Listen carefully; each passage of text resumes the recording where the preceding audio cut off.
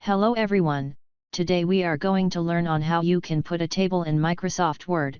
Since most didn't know that Microsoft Word can make a table as well, it's simple. Simply start opening Word.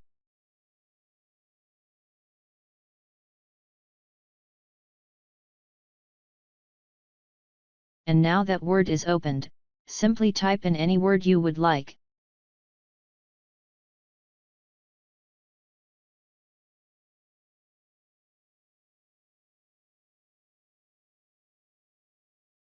And then, after try selecting the words you want to be included in the table.